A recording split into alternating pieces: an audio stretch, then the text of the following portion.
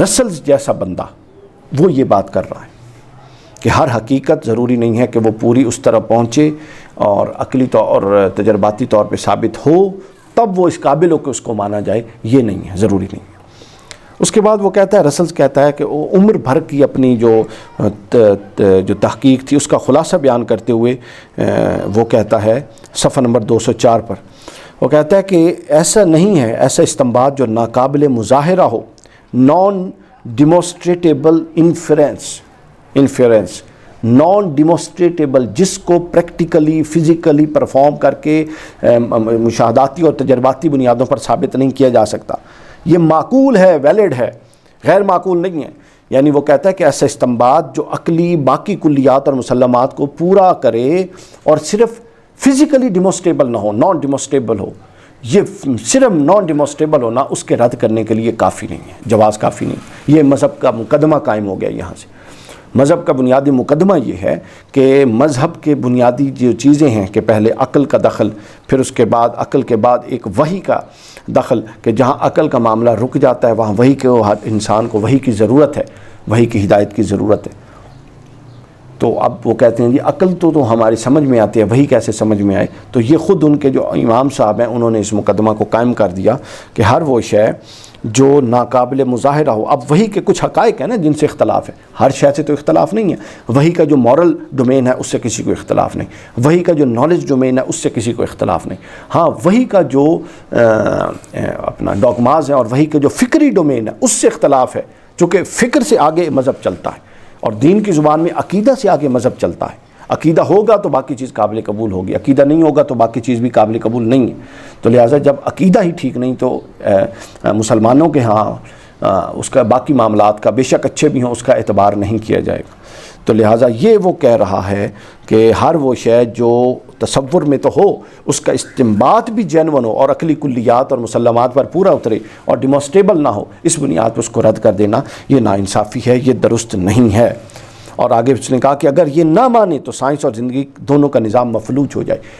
بہت سارے ایسے مقدمات ہیں وہ کہتا ہے، اور بہت سارے ایسے مسلمات ہیں اور بہت سارے ایسے سائنٹیفک ریئلٹیز ہیں کہ اگر آپ اس طرف نہیں جائیں گے تو آپ کو بہر صورت ان کا انکار کرنا پڑے گا۔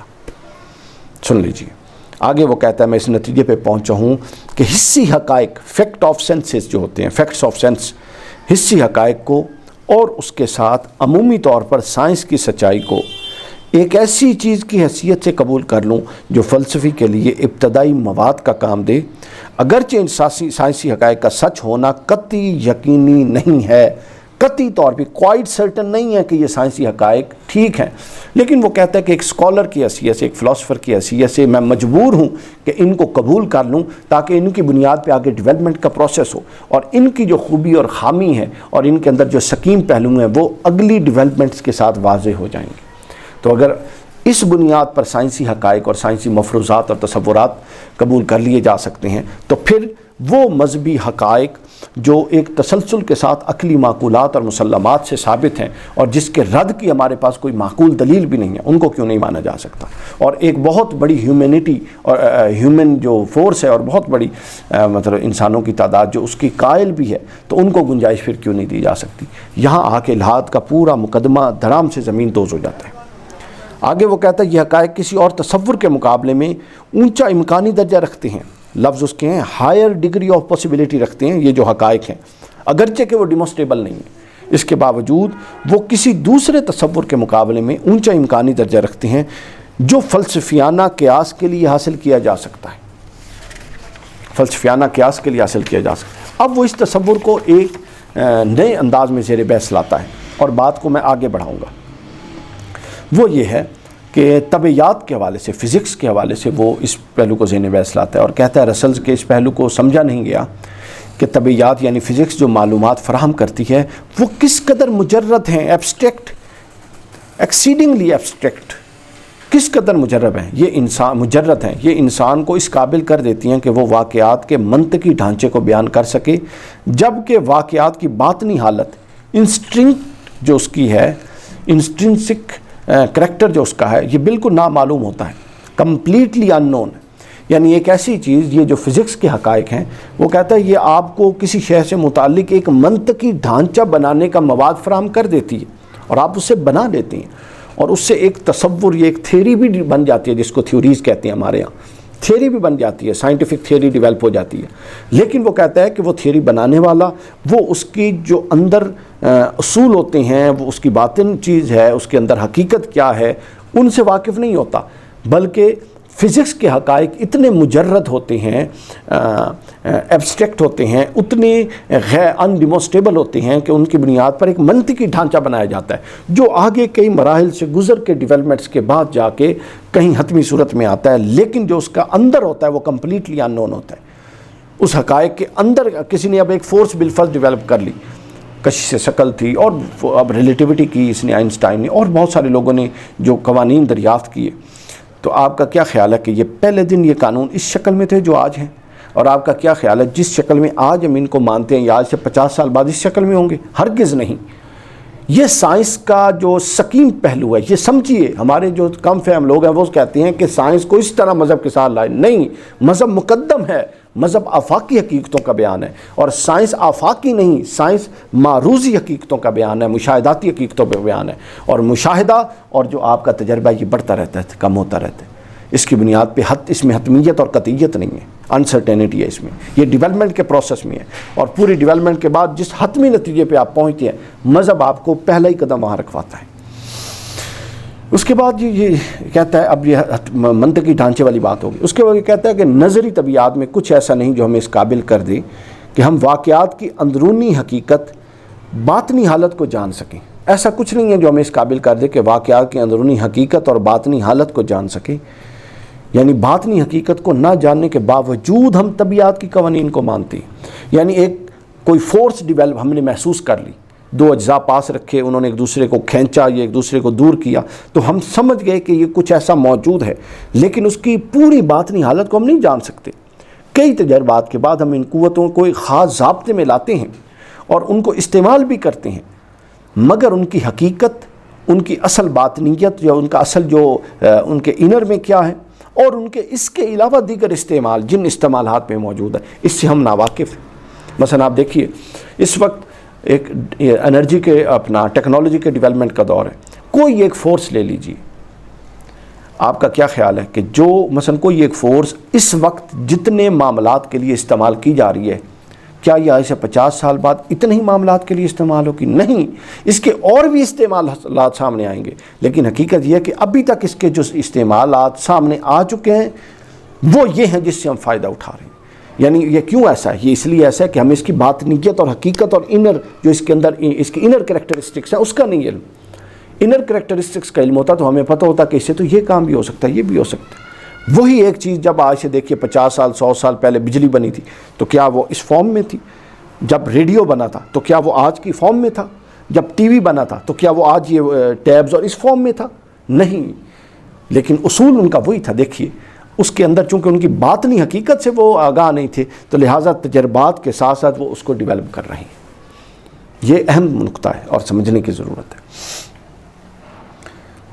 آگے وہ کہتا ہے کہ طبیعیات میں ہمیں صرف مخصوص مساواتیں، کچھ ایکویشنز جو کہ مادی عناصر میں ہونے، کچھ ایکویشنز جو ہمیں فزکس سے مل جاتی ہیں کہ کیا تبدیلیاں ہیں اور وہ مجرد خاصیتیں کیا ہیں، یہ مل جاتی ہیں ہمیں. کہ بعض خواص جو ہیں، بعض چیزیں ہیں، آرٹیکلز ہیں، ان کی خاصیتیں کیا ہیں، یہ تو مل جاتی ہیں.